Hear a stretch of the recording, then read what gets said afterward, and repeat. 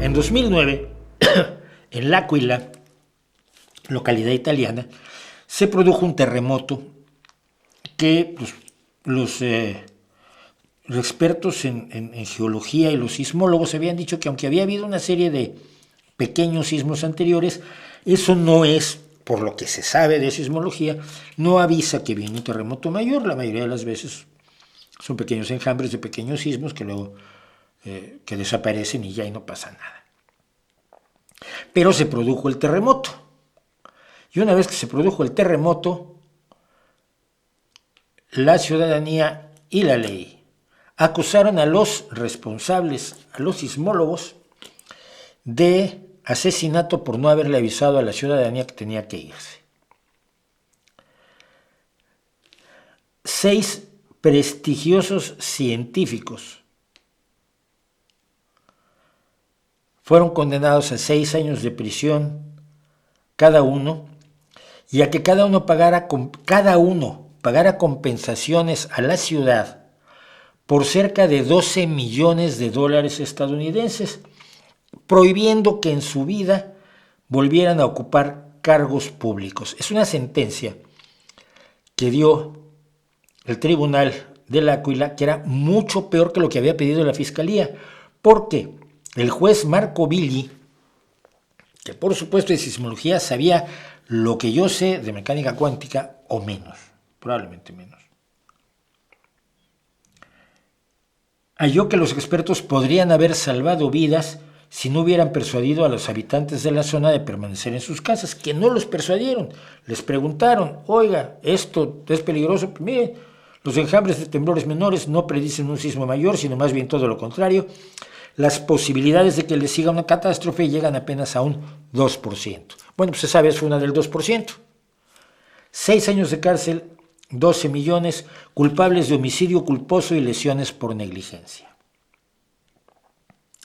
Poco antes de que se conociera este veredicto, unos 5,000 científicos italianos habían firmado una carta abierta al entonces presidente Giorgio Napolitano diciendo: oiga, no, es que los sismólogos no son magos. Tuvieron que pasar 2 años para que en noviembre de 2014 el Tribunal de Apelación de la ciudad italiana de L'Aquila absolviera a 6 de los 7 miembros de la Comisión de Grandes Riesgos que habían sido condenados a 6 años de prisión.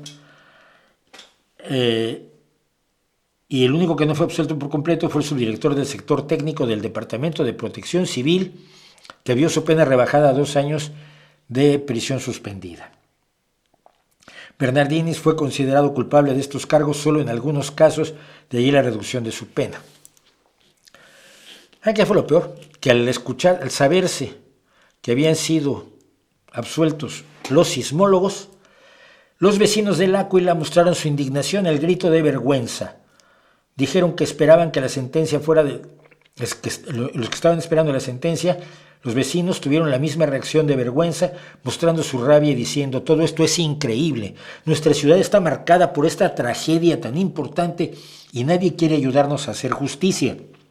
¿Qué ejemplo podemos tomar de este estado? Necesitamos respuestas importantes y por el contrario hemos asistido a una injusticia. ¿Cuál era la injusticia? Liberar a estos sismólogos porque, a ojos de la ciudadanía desinformada, los sismólogos eran los culpables. Salto a 2024, octubre de 2024. El New York Times nos cuenta que los meteorólogos enfrentan amenazas de muerte en medio de la desinformación sobre los huracanes. Los expertos en meteorología dicen que la espiral de falsedades, especialmente las afirmaciones de que el gobierno está creando o controlando las tormentas, se han salido de control. Si hablamos de la mentira, este es uno de los espacios de la mentira. Evidentemente, el huracán Helen ha dejado un rastro de destrucción, nada extraño. Los huracanes suelen hacer eso. Pero hoy tenemos locos, verdaderos enfermos en la ultraderecha, como la llamada Clan Mom, la mamá del Ku Klux Klan, Marjorie Taylor Greene, que ya se dedicaba a perseguir a chicos sobrevivientes de tiroteos en escuelas porque pretendía obligarlos a confesar que todo lo del tiroteo había sido una puesta en escena que no había muerto nadie, que todo aquello, el gobierno había hecho este teatro porque para quitarle sus armas a los estadounidenses, cosa que les preocupa muchísimo. Y luego había dicho que los incendios forestales en California los provocaban los judíos que tenían láseres espaciales que disparaban contra los bosques y los incendiaban. Y luego dijo esto, el 3 de octubre, sí, ellos pueden controlar el clima. Ellos, siempre son ellos. Es ridículo que nadie mienta y diga que no se puede hacer. ¿Qué sabe Marjorie Taylor Greene de meteorología? Pues nada. Ella hace CrossFit. Su profesión es el CrossFit. Vive dentro de un gimnasio. Bueno, hasta que se convirtió en diputada gracias al Partido Republicano y a su entrega absolutamente acrítica a todo lo que diga Donald Trump. Este tuit aparentemente inocente o ridículo o absurdo de Marjorie Taylor Greene disparó toda una explosión conspiranoica según la cual, además, el huracán había golpeado Estados Unidos por el este. Claro, los huracanes se forman en el Pacífico, le pegan a la costa este, no pueden dar la vuelta y pegarle a California, ¿no? Entonces, pero resulta que en la costa este son más los estados que favorecen a los republicanos que a los demócratas. Y entonces el gobierno había creado estos huracanes para que golpearan los estados republicanos para castigarlos.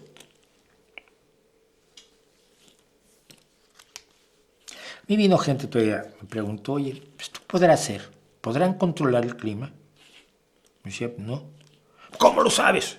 Pues mira, porque, por ejemplo, la energía que exhibe un huracán está calculada en unas 10.000 bombas nucleares de las más potentes con las que cuenta la humanidad. No tienes una fuerza suficiente para controlar esa fuerza. No existe bajo el control del ser humano, porque mira, si existiera, si pudieran controlar el clima, Estados Unidos, por ejemplo, que tiene que ser el malo, si Estados Unidos pudiera controlar el clima, entonces haría que lloviera en el desierto de Arizona, convirtiéndolo en un vergel para que todos fueran mucho más ricos y no tuvieran que comprarle aguacates a México. Y por otro lado, provocaría sequías en México para que no tuviéramos aguacates, ¿no? Por supuesto, se habría cargado ya toda la agricultura rusa para ayudar a Ucrania, ¿no? ¿Por qué no? Y por supuesto, haría que lloviera en el desierto en África para que ya no hubiera inmigrantes a Europa, o causaría peores sequías para que hubiera más inmigrantes, pero haría las cosas de manera que pues, en América Latina la gente tuviera una bonanza agrícola tal que ya no hubiera inmigrantes. ¿Tú imaginas lo que se puede hacer controlando el clima? Eres el dueño el rey del mambo. Pero la fuerza que se necesita para controlar el clima no la tenemos. Y si la tuviéramos se vería, ¿no? Verías en acción esa fuerza y no tendrías la explicación, pues un tanto pedestre, pero que costó muchísimo trabajo encontrar, de cómo las diferencias de presión con la humedad y las condiciones meteorológicas existentes hacen que se forme un huracán, y los meteorólogos te pueden decir exactamente cómo se forma un huracán y cómo adquiere cierta fuerza y cómo empieza a girar, igual que cuando gira un pequeño remolino en el patio, en el jardín o en el parque cercano a tu casa y levanta las hojas de los árboles. Pues es eso mismo, pero a lo bestia. Y te lo pueden explicar, y está medido y está analizado y está estudiado, y hay gente que va y se mete al ojo del huracán para estudiarlo y demás. Veríamos en acción estas fuerzas. Pero el solo hecho de tenerlo que explicar me preocupó muchísimo.